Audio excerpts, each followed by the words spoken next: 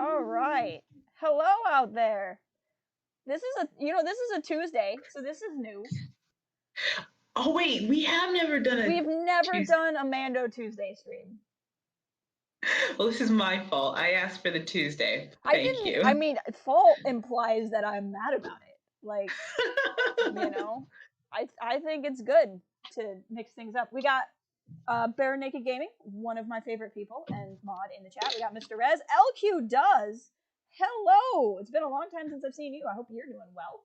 Thank you very much for being here. We are here to discuss many things and also The Mandalorian. Specifically, the episode about how they did the score. Yeah, I like how you just acknowledge that, like, right. Look, if this is your first time at one of these streams, it's basically whatever we want to talk about, and then when we remember to talk about the topic at hand. It's like we get like so far. The Mandalorian. Like I went on that Narnia rant last week. It was super. I feel like that was very much needed because I ended up getting into a conversation with my mom and my sister because someone had one of those things that was like comment. They were like the books, Yeah. not the movie, the books. They were like comment for the Chronicles of Narnia, retweet for Percy Jackson, yeah, and then like for Harry Potter. And everyone knew that I was retweet for Percy Jackson. right. And then I asked my sister, and she just kept hemming and hawing, and she was like, "But Narnia and all these things," and I was like, "Man, if you don't just pick one, it's an internet thing, and no one would just pick one."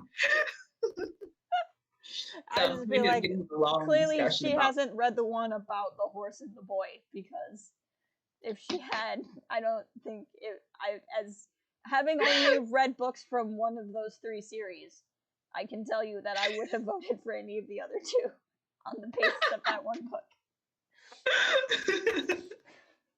But anyway. So the score in The Mandalorian. The score. It was really good. So there was a running theme about how it was different, right? Like they wanted something that still felt Star Wars, but the whole point of The Mandalorian is like they wanted to be Star Wars, but like Favreau even said that he was like, we're not trying to be Star Wars, meaning I'm assuming the films, that we're really just trying to be like our own thing. And the music definitely felt different. For me, I always liked the music. Like I would listen to it and I'd be like, oh yeah, this is something I would just listen to. I like the sound of it. But I wasn't sure how I felt about it being Star Wars music for the first episode or two. And then it was exactly what Ludwig described in the episode, where he's like, I got used to it and then I liked it. But it, like, I never thought it was bad. I was never like, this music's garbage. Yeah. But I was like, I don't know that it felt Star Wars to me. But then, like, as I kind of got used to it, I was like, you know what? I'm this is driving with me. I like it. I can have it. Like, I can deal with it. I just needed a second. But how did you feel? Like, what was your overall impression of the music in the show? I'm very much the same. When I first heard, it doesn't feel Star Wars and it doesn't feel like space, but it does feel like the Western part that everyone's wanting to go for. And so I did like it. I never not liked it. And I very much thought it fit the aesthetic that The Mandalorian was trying to go for. And then as it continued on, I was like, okay, it's getting more Star Wars. I mean, even the Mandalorian theme, like, okay, so I was in 4 years of choir, but I know nothing about musical terms, so I'm just gonna make stuff up. I won't know any different, so it's fine. Like through the middle of the Mandalorian theme, I was like, "Ooh, we feel the Western. This feels great." And then the music changes, and I'm like, "Oh, that feels a little Star Wars." Yeah. Okay, and now we're back to. And so I felt it as it went on, but I was like, "Oh yeah, I feel that this is different," which I very much thought was something that was necessary and needed for this show. So I didn't mind. And then I was like, oh yeah, this makes sense. Now it feels more Star Warsy. I remember there was an episode of Clone Wars a ways back, and it was, I'm a terrible fan because I can't remember the exact episode, but it's the one where they're over Bathory and they put the ATTE walkers like on the asteroids, and then they like walk the walkers up behind the Separatist ship. And like there's some sort of really ridiculous like guitar riff in that music, and I remember being like, what is this? And like his clone, and I just like, it was like the coolest move, and I'm like, what is this music? So like I've always like had a hard time adjusting to like anything that isn't just like, what's that, you know, classical. But yeah, but like I can get there. It just takes me a hot second. I mean, and one of my favorite things about this is, so you know, and that was Michael Giacchino, and then we had Solo, which John Williams helped with Han's theme, but it was what's his name? Is it John? It's also John Powell, but I think it's John Powell. Yeah, I can continue your thought, and I will check. Okay, and like, I mean, I felt very much that Rogue One felt like Star Wars. You know, nothing took me away. I felt Solo was nothing took me away from it. Right. But also, you know, with John Williams saying, you know, 9's going to be the last thing that I score, and etc. You're going to have to eventually, and I think we started that with our anthology films, find other people who can make a pretty good score that still feels like Star Wars, but lets them be themselves. And I think that's one of the things that Ludwig was talking about, where it's like, I can play around in the sandbox. I can still be myself, and pull from all of these things in my background, and still appease everyone in this feeling like Star Wars. And especially now that we don't like we have John Williams and we can still use his themes, but we don't. I feel very much good step in the right direction musically. It was John Powell, by the way. I looked it up. Woo! I have the soundtrack on my phone. But no, I agree. Like, I think in the same way, you know, you're trying to leave, or like, how do you do Star Wars now without George? And the movies didn't really have a way to like phase in something else in the same way, or like story wise with directors and writers in the same way like we've kept John Williams to then have, like you were saying with the anthology films, try somebody else. And I was really worried how I was going to feel about somebody else doing the music, but like both Solo and Rogue One have great soundtracks that are still very orchestral but sound Star Wars. And then I think Mando proves that you can do something that sounds that different while still sounding like it belongs. But it's just like I think my the second episode where he's fighting Mudhorn is the one where it has like that really crazy like electronic stuff. And that was one where I was okay with it because the second episode is my favorite, and I was just like on a high of having Jawas in anything, so it didn't really bother me. But I was just like, what is the thing? What am I hearing? What is going on? But you know, I think it's cool, and just listening to him talk about how he was coming up with music, I like the idea of like he ordered in all of the instruments. He's like, I started with this one because I'd never played it before, and I'm like, I don't know that would have been my first instinct, but you know. Yeah, as soon as he pulled out those recorders, my mind. But where I'm from, in the third grade, everyone learns how to play the recorder for some reason. And we all play it in the parade at the end of the year. And that's literally it. No one ever picks it up again. I don't know why they made us learn the recorder. And all we did was learn like hot cross buns. And so as soon as he got out the recorder, I was just like, I could do this.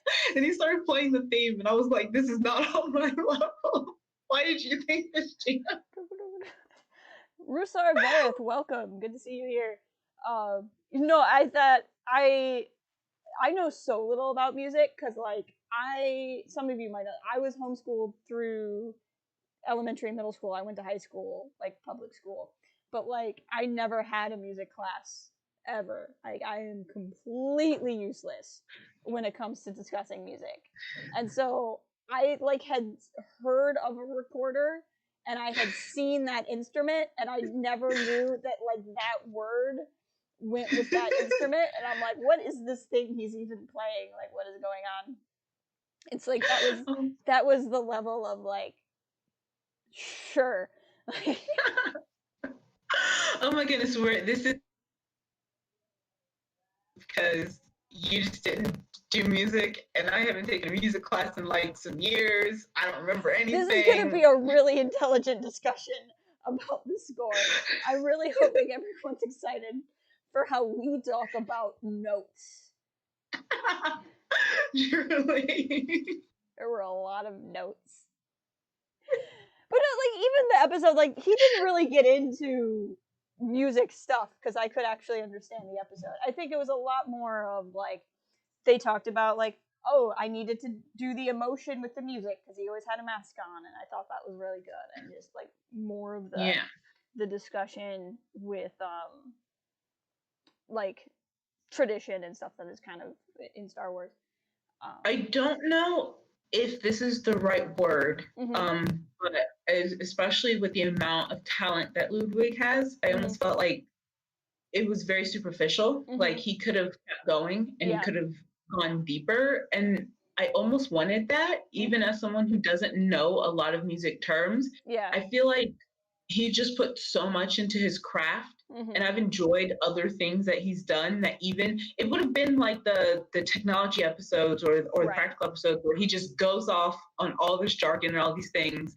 And I'm sitting there just like, I can tell you are a genius and I do not know the words you are saying, but I'm enjoying every minute of it. So I wouldn't have minded if it had gone deeper or they'd let him like go off on a tangent. But yeah. Yeah, for sure. Mr. Rez in the chat says he's decided to cosplay as Ludwig, which I fully support. Nice.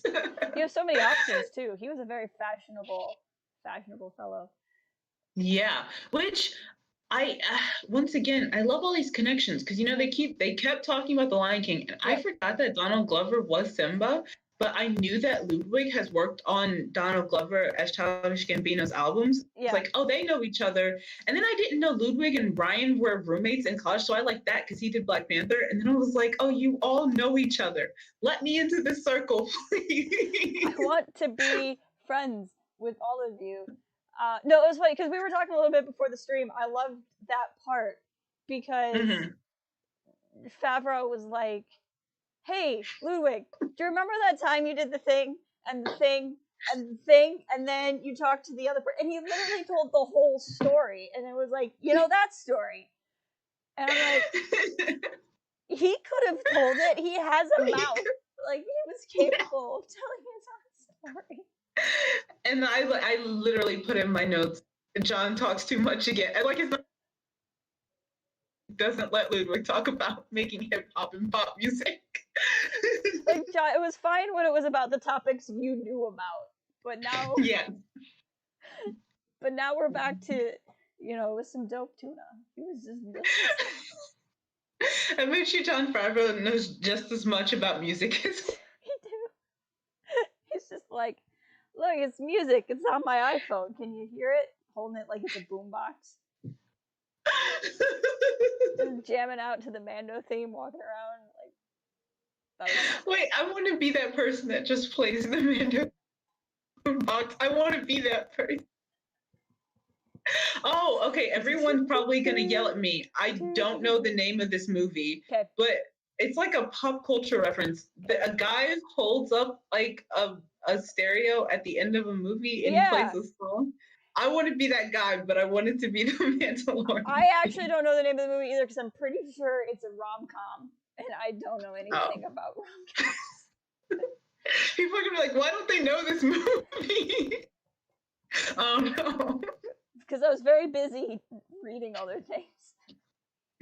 I was busy watching other things, not that.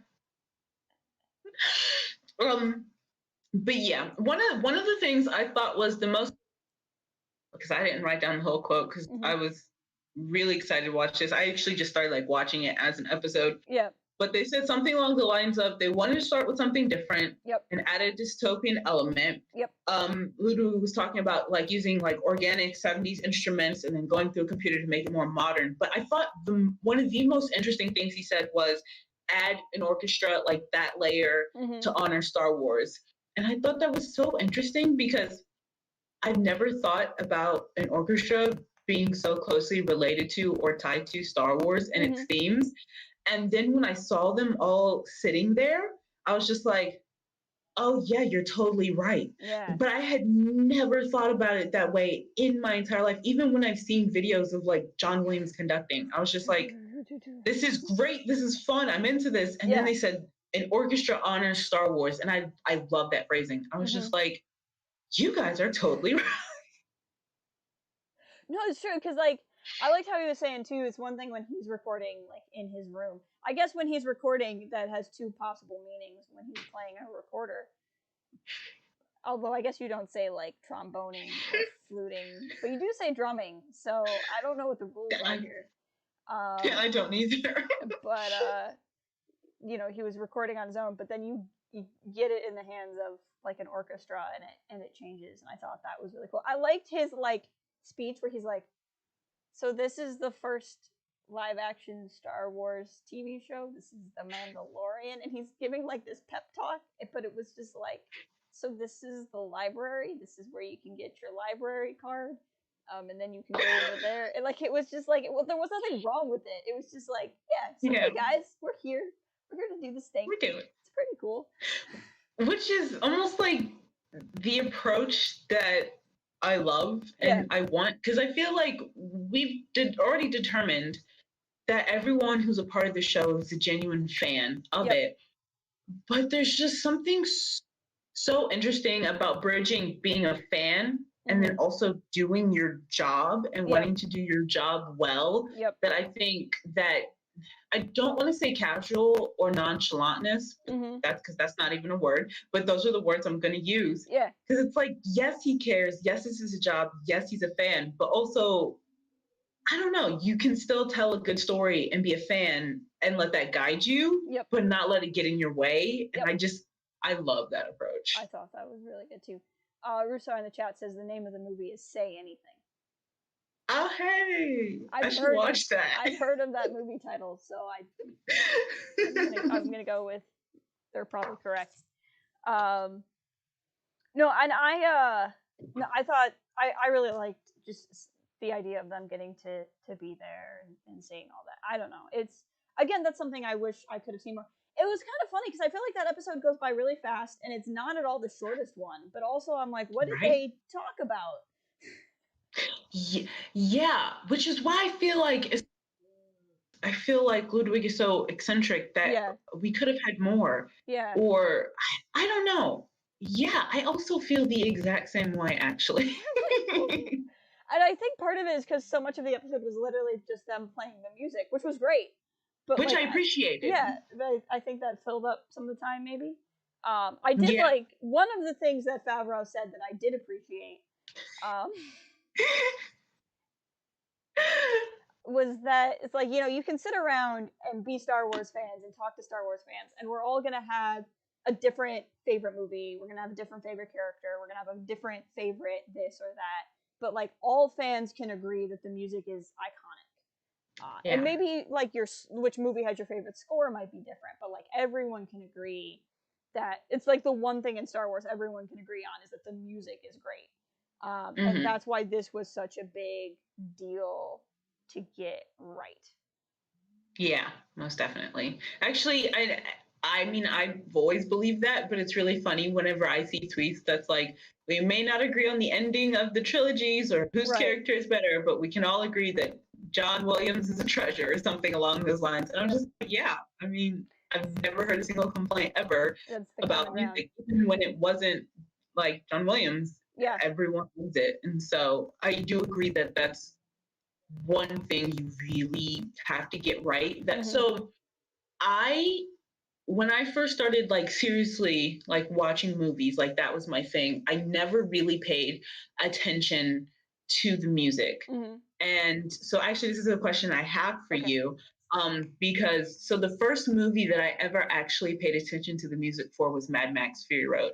And I just absolutely loved, that's Junkie XL. I absolutely loved it. And after that, any movie I went back to watch suddenly, and we're like obviously talking like non-musicals. suddenly I was paying attention to the music from all these other movies I'd seen before. I was like, oh, I never noticed how the music, because normally when I think about music affecting something, my first thought is, which I don't watch a lot of, and how, I can tell I'm supposed to be scared right now. The music's tense. And so I started going back in films that aren't horror movies, seeing how the music made me feel. And then future movies, I was like, okay, no, but wait, what's the theme? And so that's what made me start paying attention more. So I was curious for you, what was the first movie you ever paid attention to the music for? That's a good question. I mean, it might be Star Wars. Just because, I mean, I watched that like as a young kid, even though I wasn't obsessed with it yet, and like everyone knew the Imperial March and stuff. Like what it like outside of that, like what movie that isn't like about music? That's a really good question, because you know I don't know that I've ever had the point where like I started thinking about music. I think if anything, it was like I was always into movie scores because I was into John Williams, because I was into Star Wars. Oddly enough, I've gotten more into gaming music than movie music. And gaming music is hard because in a movie, you know how long the movie is, and you know exactly how much music you have to have. But a video game experience is going to be a different duration for each player. And how long somebody's in a certain environment is going to be different for each player. And so, like, how those musical cues, I think that's something that I really started getting into. And I really started getting into it when I played a game called BioShock, which I'm absolutely obsessed with, and I try to tell everybody they should play BioShock.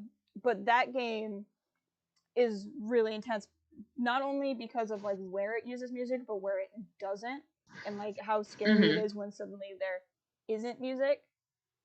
You can just kind of hear soundscapes, but because I'm not very musically trained, I'm not really much of somebody who notices the soundtrack in anything unless it's something like Star Wars, because the music, even though it's not a musical, the music is almost a character in of itself.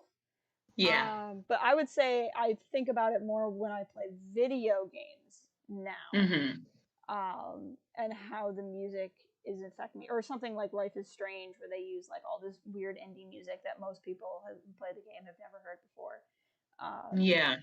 But something like that. I don't think I have a very interesting answer. I'm sorry, but like I'm interested in the question because it's never really occurred to me before.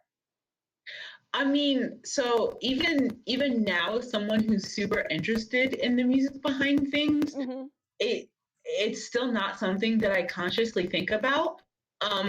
I remember specifically the first time I went to go see the Fantastic Beasts movie. There's this one song called "A Close Friend." That's one of my favorite ever like instrumental tracks, and I noticed it because the friend I was with was like a real big, like she was a marching band. She did all this music, choir, and all these things. And she was like, oh my gosh, this song. And then I paid attention and I was like, oh my goodness, this is one of the greatest things ever. And so really I want to say the first piece of music I on my own noticed and thought was really special was the track Beverly and Blood Oath from It. And for some reason, I was just like, oh my goodness, this is like the prettiest thing in the world. But it always takes me like a few viewings to notice, because I'm always like, oh, I want to see like what the lines are and things. I'm not good with like my attention span and things. And so I found it incredibly interesting and incredibly valid that you said video games, because really the place that I notice music the most is in Game of Thrones, actually, because I just watch that show all the time. I love it. And there's this moment, and I'm not going to give spoilers, even though the series is over, but there's this moment where the first maybe like 15 minutes of the show only has like maybe 5 lines of dialogue. It is all music. The song's called Light of the Seven. And the music just set the stage the whole time that I was just like, music is amazing. And then after that, I went back and I listened to all the music and things. And so I think when you first discover music and then you go back and you like go to everything is like the most interesting thing in the world. So I loved your answer.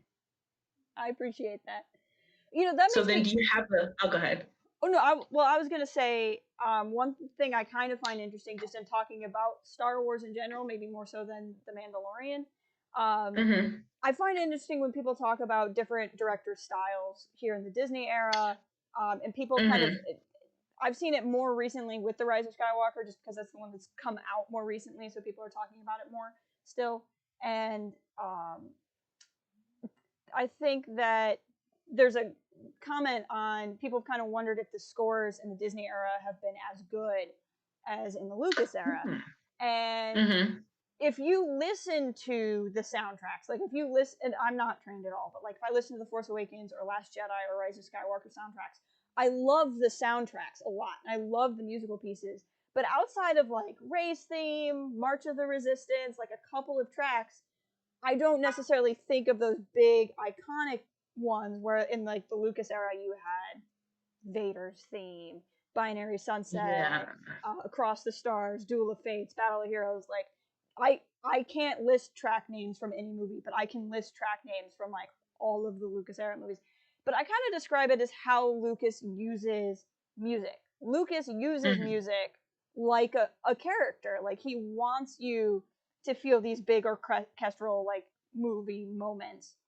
And I don't think JJ uses it. I don't even think I think Ryan maybe used it more, but not even anywhere near what Lucas does. Like I don't think we've had a Disney era director that uses music like a character. And so I don't think like the music has been lesser, but it's been used like music instead of. And I think maybe that's what's partly different with The Mandalorian is I think The Mandalorian is using music like the Lucas era movies use music, where you feel and you notice the tracks as opposed to them just being music that carry the scene. I don't know if that makes sense. No, it does. I think I'm going to say I agree. I'm going to think on it a little more, but I think I agree. I think out of the sequel trilogy, the movie that gets the closest, I'm going to say it's The Force Awakens, only because that's where we get our introductions. Yep. Because I do think, and one thing I think is so interesting is like, and anyone can correct me if I'm wrong, but like you have Rey's theme, which is like Rey's theme, and then is it? I've heard so many people say that Kylo's theme is the. Oh, you froze. Just like first song that plays when. Hold on. Am I back? No, my internet took a hit. It wasn't you. I heard you say many people think Kylo's theme is, and then it froze. So I've heard so many people say that just the track Kylo Ren Arrives at Battle or whatever it's called, which is literally just the song that plays. That one. Yeah, when you first see him and just follows him throughout the thing. So it's not, to my knowledge, like labeled as a theme, but it just like carries through the whole thing. And so because that's where we get our introductions, I want to say that that's where it's used the most like a character. And even then I'm thinking, and I agree with this idea, but there are individuals who say like the March of the Resistance is like Poe's theme. And like, yeah, it's for the Resistance, but like Poe is so much of the Resistance. And I'm like, yeah, that's like Loki's Poe's theme and things like that. And so I very much agree that it's not used the same in the sequel trilogy. And I think that they went back to that idea for The Mandalorian, especially because you have the comment, like you said, and Ludwig said in the show, that like, you don't see his face. We need to know his emotions. We need to know things. We're going to use the music to tell you things. I think it's funny during The Mandalorian, like there's like this point, it got to the point where I was waiting for every episode. Okay, where's the part where the theme is just going to start? And it's usually when the ship takes off, like, oh, the ship's taking off. I'm like, there it goes. And it would just kind of crack me up. But then I'm like, okay, but this is like that Star Wars thing, though, where this theme is just there to be like, just in case you didn't notice, the ship is taking off. Well, I was going to say, so on that note, how a theme is used, I think, is one of the most interesting things ever. Whether you use it too much or not. I mean, just for an example, I've heard people say that they use the Avengers theme far too much in those movies, which I personally do not agree with. I don't agree. Something magical about the Avengers theme. It's really nice. but the amount of the amount of times the theme is used, I do think there are times when you use it too much. It's like, okay, it's tired now, it's not special now. But I didn't feel that way about The Mandalorian. And I remember the part when Ludwig was saying it's like each episode is almost like got to have its own theme, and it's because it can be kind of contained, but he wanted this through line of the Mandalorian theme. And so there was a chance that it could have been like, okay, I'm tired of the Mandalorian theme, but I never was. And I don't know what magic made that happen, but I'm really glad. Yeah, no, I would agree, because I never got tired of it. There were just points where I'd be like, ship's taking off, I notice it, but I was never sick of it. Rusar in the chat says, I would say Rey's introduction, which is I think the track's called The Scavenger, the Jedi Steps, and the Spark are the best uses of music in the sequel trilogy. Those are all. The Jedi Steps, especially, like when you're going to see Luke at the end of Force Awakens, is so good.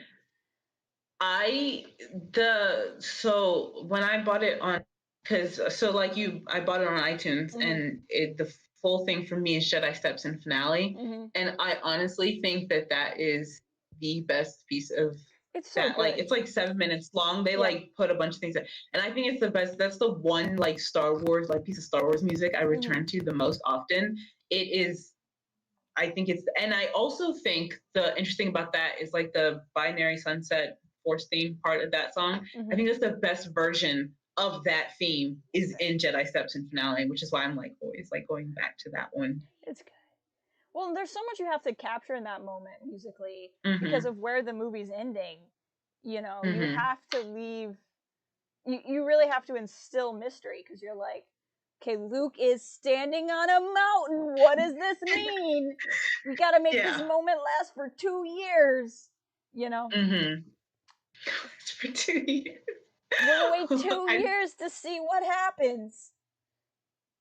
Which makes me wonder how, does the music change for people who don't have to wait for the movies to come out or the next episode to come out? The whole, I wonder actually. Because that would be our experience with original trilogy music, for sure. Yeah. And that might be why I see the music in the original trilogy different, because I could just watch all of them. Versus like picking apart music to know, because like I in 4th episode of Mando, this Sanctuary or whatever, there's the music in that one confuses me, because if you go back and watch my review, I was like full on conspiracy theory that Omera has like some kind of shady business in her past, if not still has some shady business. But like I kept going to so many of the musical cues when she's talking to Mando. She's like, so do you take your mask off? And if you listen to the musical cues, it got like weird. And I'm like, I feel like you would use a different sound if it's supposed to be romantic. But like, I also don't know anything about music, so that could be me.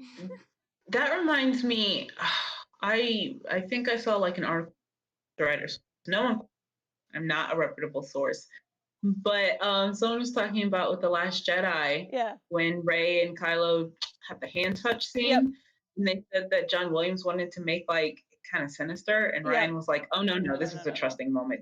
Do not make this sinister. Yeah. And it's moments like that. It's when I saw, it's like things I know in my head, but like seeing someone spell it out for me, I'm just like, I knew that, but oh my gosh. Yeah. And it's moments like that where I was like, oh, the music completely dictates how I'm feeling with what they're doing and how they're feeling. And so now I want to go back and see the scene with, because I know a lot of people have a lot of different feelings about like helmet coming off and when the helmet can come off, especially since we didn't know if it was going to come off at that moment when we're watching that episode. So now I want to go back and watch it, listen to that and see what I'm talking about. Because it's just like the cues to me are not trusting cues, and that's like why I still stay on this train. But I don't know. But like, I've heard that what you've talked. I can't remember where it came from, but I've heard what you're talking about with Ryan and John Williams and that scene. And like, that's something I've never read The Last Jedi script, but like that's something just from a script writing perspective. Sorry, Cal is in chat as me opens Mandalorian discussion. Gina in The Last Jedi. Cal. Wow. What'd you get with me? You know, it's fine. I think he would have been disappointed if it was anything else.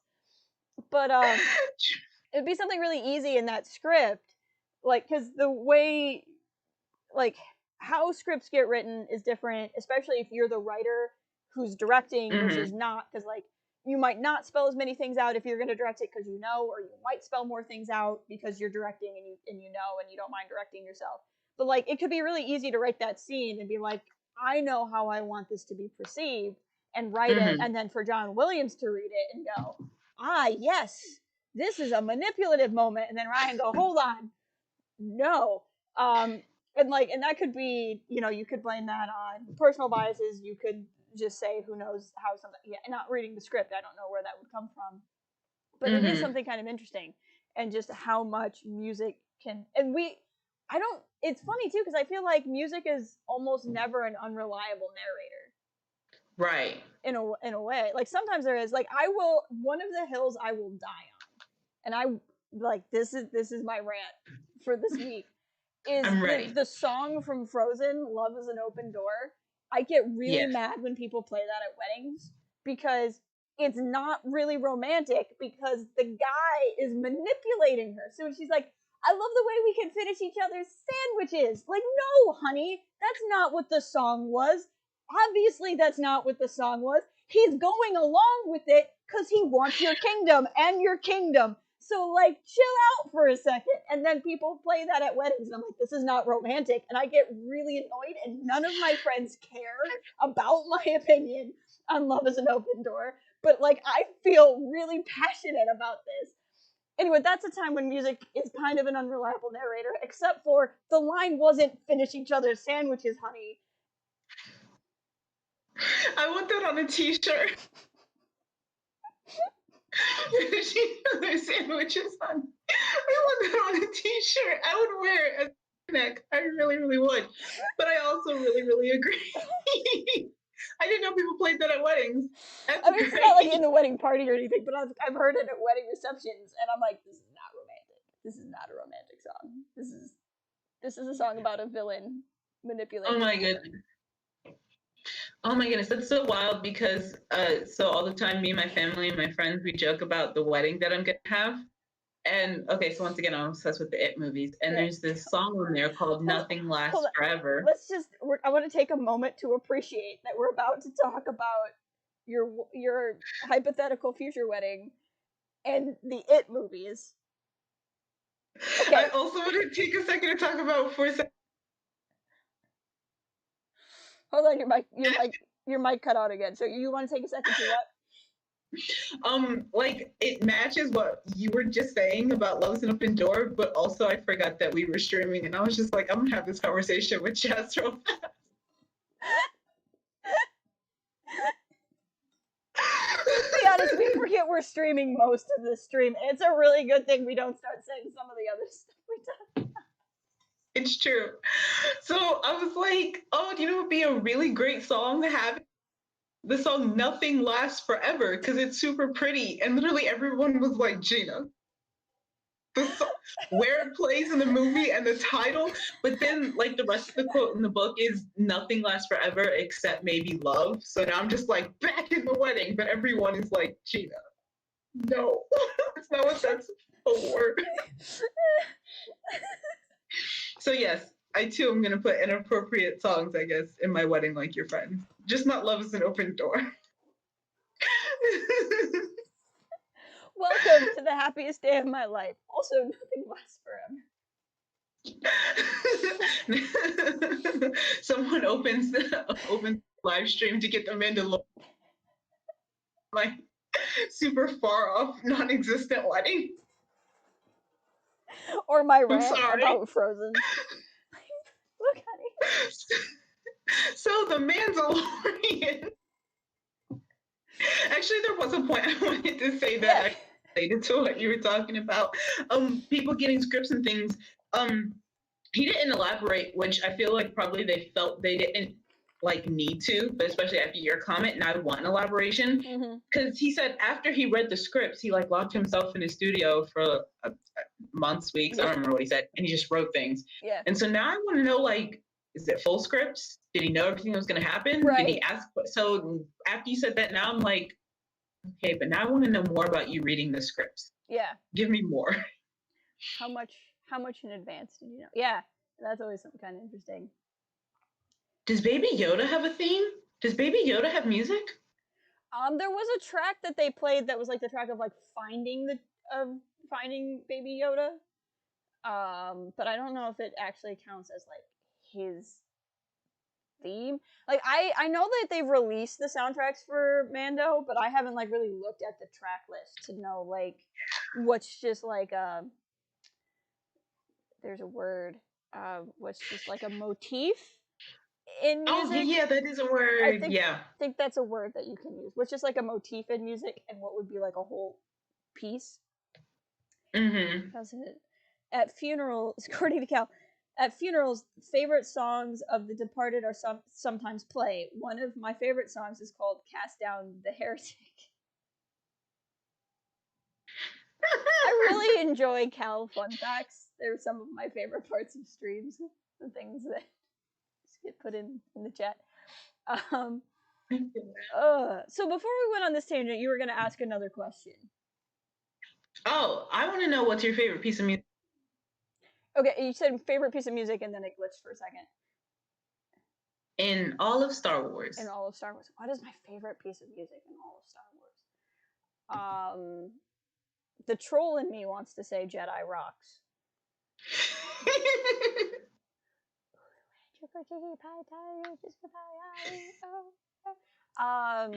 Chicken in the Pot is also really good in Solo.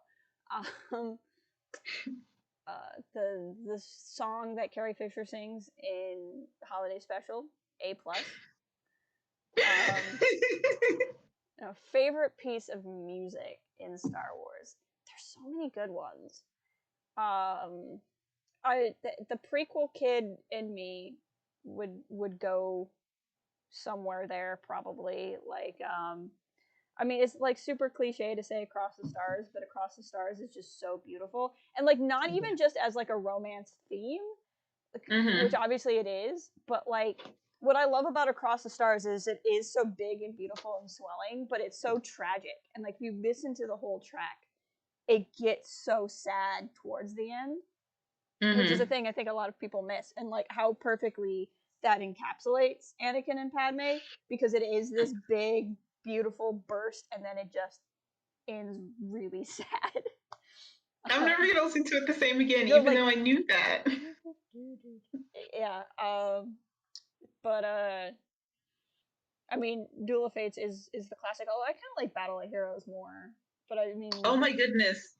Would you like to know a fun fact? Yes, always. I'm obsessed with the Battle of the Heroes one, and I never knew the title of Duel of the Fates. And so for the longest time, when anyone was like, Duel of the Fates, the thing that would play in my head was Battle of Heroes. And I was just like, yeah, I'm on the same page with everyone. And then I don't know how I found out that I was not. But I was like, you're not talking about the same pieces of music.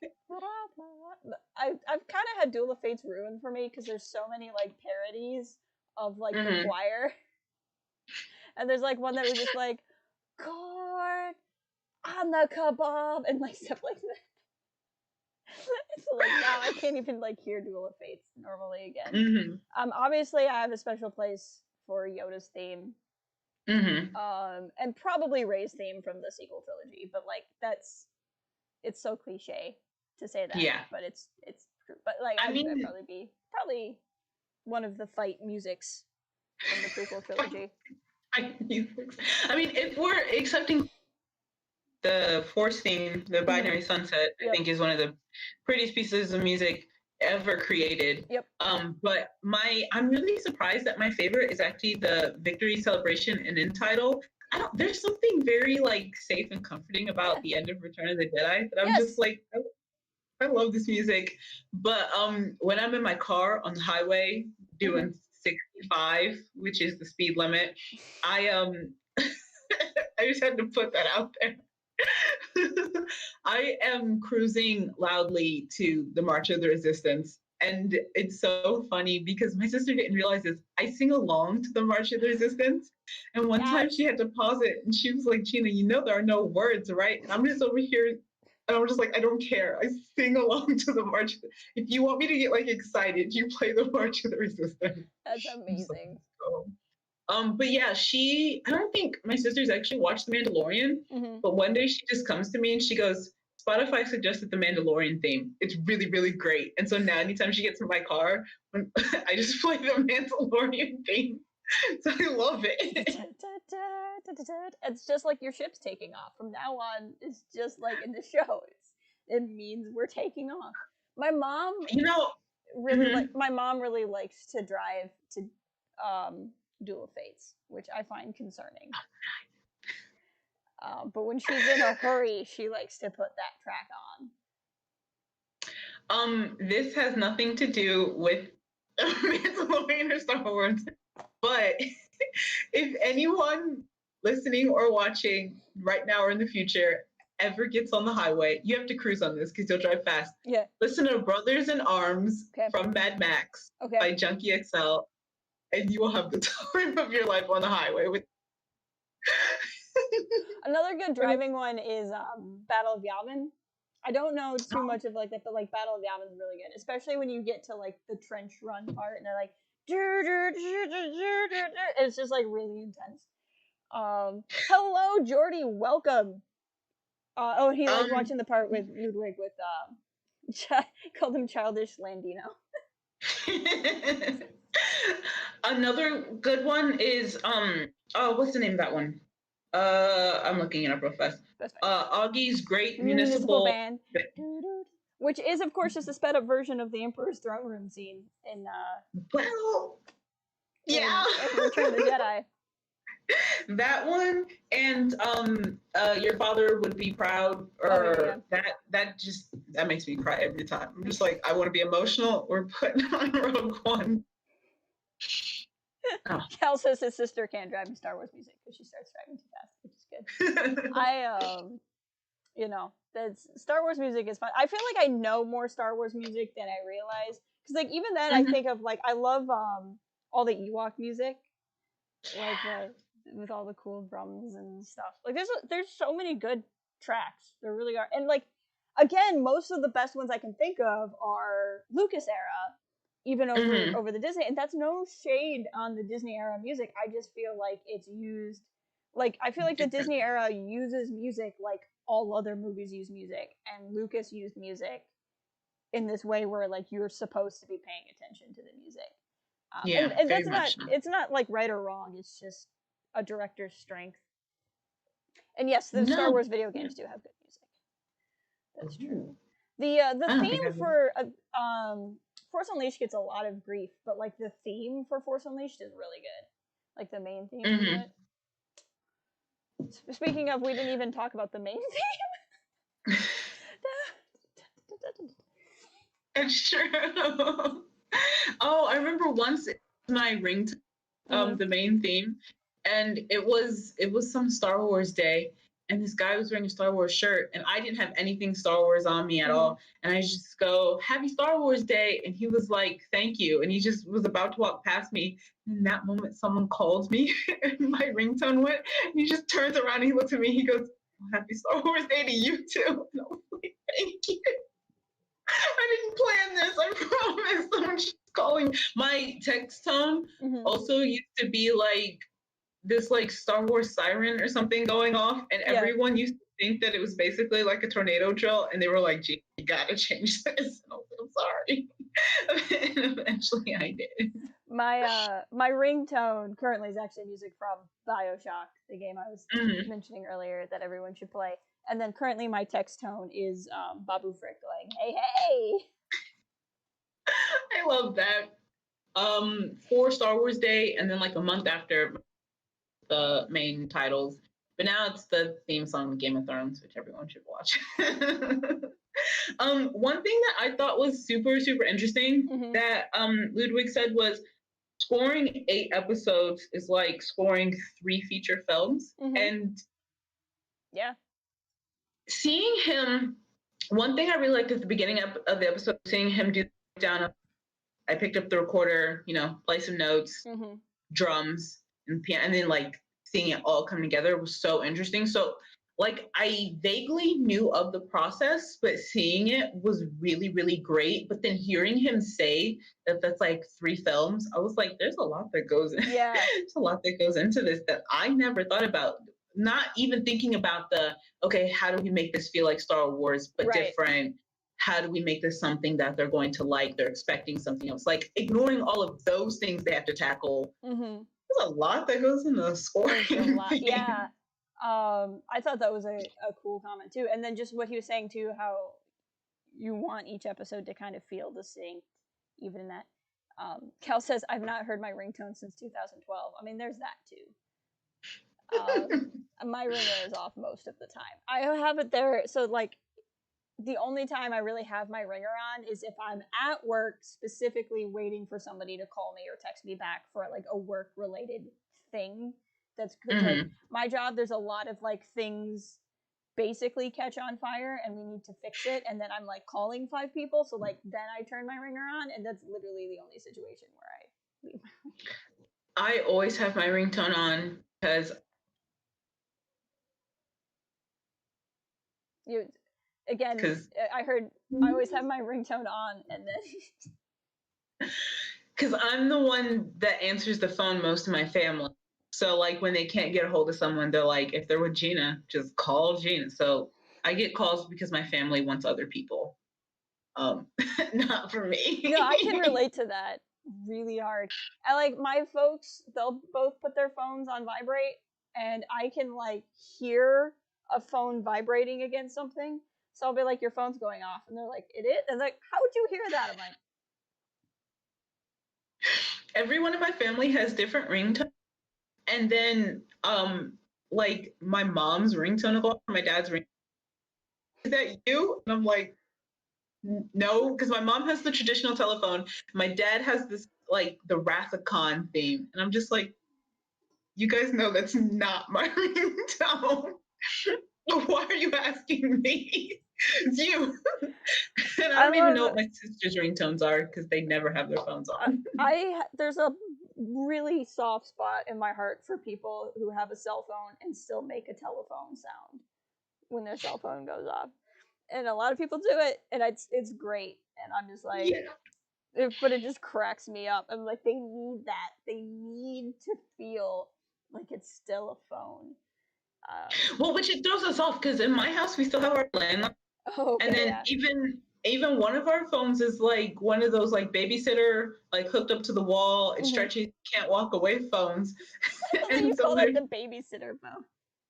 It's a babysitter's club. That's what it is. And I knew exactly what you meant as soon as you said it. Like, that's the best part. I'm like, oh yeah, the babysitter phone. When I was young, I wanted that phone. I can have a babysitter phone. And then I just got like a QWERTY keyboard and it was fine. This is amazing. But yeah, the Mandalorian. The Mandalorian theme has been my ringtone though. And then I lost my phone, but it was when the Mandalorian had just come out. So like I was playing it, like we were like calling my phone. I lost it at a mall. We were calling my phone and they were like, Gina, what's going to play? And I was like, the Mandalorian theme. And everyone's like, Gina, there's been like 1 episode. We don't know it well enough to find your phone. So I had to change our ringtone after that. That's amazing. No, I think you said you had a third question for me. Did I thought you said you had Okay. So I'm going to amend this one since you pay attention most to video game music. I'm ready. What is your favorite scene? I don't know how video games work. Your favorite scene in a video game that you think the music like best enhances, or your favorite theme from a video game? You can give me a top 3 if it ties and you really can't pick, but best music moment in a video game. So my favorite theme is different from your favorite moment. My favorite theme is the one that's currently my ringtone, which is Sander Cohen's theme from BioShock. Sander Cohen is a insane artist, and when I say insane, I don't mean it in like the hip way. I mean he's literally insane. Okay. And his music like really matches his. It's probably, look, people should be worried about me that it's my ringtone is what I'm saying, but it's a great piece of music. But like, favorite music point in a game, oh, that is a good question too. It's always going to be BioShock. There's so many great moments in BioShock. There's a great, like, there's a reveal in the third game that I won't say, but the music during that reveal is really good. Oh, and like in the beginning of BioShock Infinite, you get to the city that the game takes place in, and there's like an older, like, kind of gospel folk song about like, will the circle be unbroken? And they play a version of that in the game. And like, there's this really cool like choir version of it when you like walk into this city, and there's the music in Infinite is really, really good. There's a lot of good points to it. In a movie, I would say the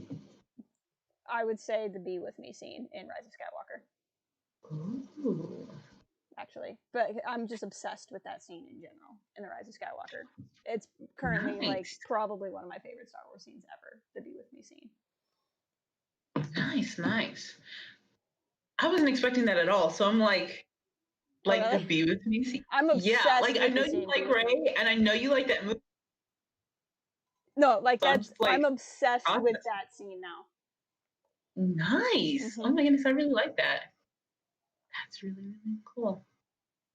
I think, and one of the things I was thinking about after you said that was there's something really special about John Williams and him scoring, I think, a lot of the films that he did, that I think if you were to ask someone what's the most iconic theme, like movie theme, or something, they would probably pick some. Like, and there was times when I didn't even realize. I was like, oh, I like this one. And everyone's like, oh, that's John Williams.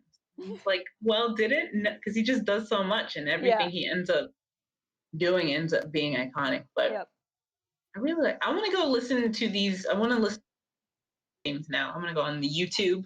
I'm an old person. I've been meaning to, on my secondary channel, I've been meaning to stream the BioShock series again. I streamed it like 2 years ago, but I had a different. I was on a different computer, and I was having internet problems at the time. And like, all the streams are kind of hot messes. And like, now that I'm on like a gaming computer, I want to stream. This is not about the Mandalorian at all. But like, when I stream those games, I'll let you know, because then you can see. Thank you. But I think I always feel so. People will be like, "I'll tell you what I'm streaming." They're like, "Thank you," and I'm like, "Don't, no, like that." I feel so vain. People are like, "Thank you for telling me when you're creating something." No, I'm like, we can't show up to watch things if we. I mean, to show up. Thank you. Like, why would you want to show up? Is what my brain says. Because it's fun. Sure. I unless it's like the Mario Kart on the Wii, I get far more joy out of watching other people play video games than I do playing them. So, or it's like Frogger on your Game Boy Advance. I would much rather watch other people play it. So, I'll show up. That's fair. Cal says the modern Olympic March was also composed by John Williams. He's correct. So much greatness. One man. John Williams is the Olympics. Yeah. He just is. Yes. Oh my goodness. I think out of everything in the world, my favorite piece of music it's something from Game of Thrones. It's either My Watch Has Ended, or it's Winter Is Here. And I will not give spoilers just in case someone wants to watch those things. But one of them, it's definitely it's a pretty piece of music, but it's definitely the situation that's happening is one of my most favorite situations in the whole entire show. And so that makes it. And then Winter Is Here is just everything, one of the reasons is just quiet. It's one of those moments where they just let the music take center stage, which is also something that I think is very interesting and that very much happens in Star Wars. So I can make this on topic, is the moments where it's like, oh, there's music happening and there's like a bunch of action happening like on top of the music or dialogue. And so that's the times I have to go back and go, okay, oh wow, this music's actually like enhancing something, or you know, it means something, or it's really pretty and I never noticed, and then I start paying attention. And then there's those quiet moments, which I think is the moment for Luke, you know, on Tatooine, looking at the twin suns, where it's like, okay, we have nothing here but music. It's just filling the entire space. And that's when I'm just like, oh, we're using pretty music. So and I think that's also a thing with themes, like the Mandalorian theme or something of that nature. And I equate that to the quote Bryce Dallas Howard had when she said, everyone has a silhouette, everyone has a shadow, something like that. And I feel like it's almost the same with like themes. Not everyone has one, but when you have one and it's used, stuff's happening. Yeah, I agree. Cal says another great use of music in film is the Avengers theme when Cap catches the spear in Scotland. Yes, I mean everything. First of all, we can talk about Infinity War all day because that's a masterpiece of a movie. Yep. I was gonna say I had some quotes here. Oh, I liked a lot of what Dave Filoni had to say, which is no surprise. But I like kind of it in tandem two things he was kind of talking about towards the end. Is like one, when George made Star Wars, like no one knew what a stormtrooper was. So like he had the struggle of making these movies and people are like, what the frick are you doing?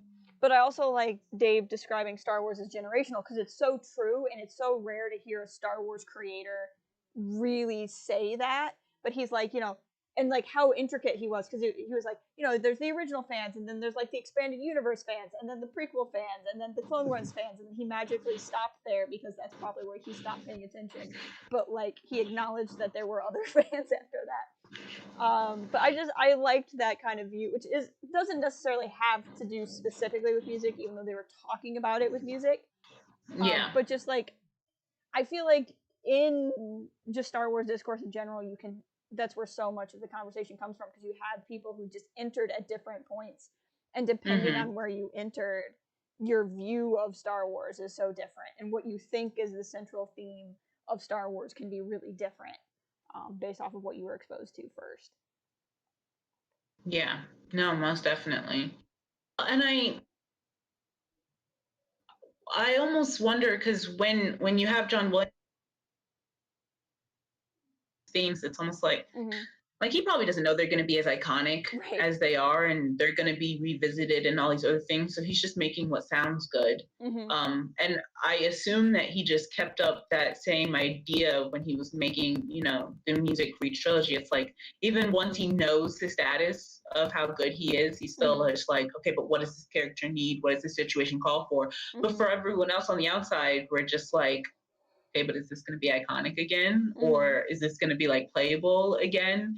And so I think it's all about that approach, the approach you come to as a fan when you're coming to this film or this television show, and then when you're making it, because you know, for Ludwig or Michael Giacchino or John Powell, when they're approached with this project, like I want to say most people aren't going to say no to Star Wars. There's situations where people probably wonder if they want to, but for the most part, if Lucasfilm approaches you, something cool is going to happen. But when you have the shadow of John Williams, I could see it very much being, okay, how do I do this? Which is, I think, why Ludwig was like, I need it to be different. And that's why that's so important. So as we have our new, you know, scores and things like that, it's just like, you can't compare yourself to John Williams, you know? Like, we're starting, it's just like the original trilogy all over again. How do, even with something like Solo, where we already know getting to know all these other characters, it's like, how do I create something that's just like, they don't know what this is, and just let it be good? And so I think that's the trick, and I think that's the trick with the whole Mandalorian show, and why Mandalorian has done a good job, is it's just found a way to be Star Wars but be its own thing. I think this might be the most we've actually talked about the Mandalorian. Yeah, I was thinking about that during the stream. Like, I think this was the most we stayed on topic. Although, Because even if it wasn't about the Mandalorian, it was still about music. So or Star Wars or something. In fairness, I feel like this is the time where we've not really had much of the conversation before we started streaming, and that might be part of it too. But yeah, that's really what I have to say this week. Next week will be the last one, right? Because there's 8. Yeah, Tree Stay. I'm so sad. It's been fun though. This has been fun. And I'm looking forward to other Disney galleries and new episodes. We'll see what's up. We'll find an excuse to talk after the Mandalorian is done. Yes. But yeah. That's what I got. Thank you guys for being here in the chat as always. Yes, thank you. And we will be back at some who knows what day next week. We don't know. We don't. And when we know, we'll let you know as soon as we go live. So because I'm great at promotion. And that'll be good. But sounds good. Thank you guys so much, and we'll see you in the future. Bye. Bye.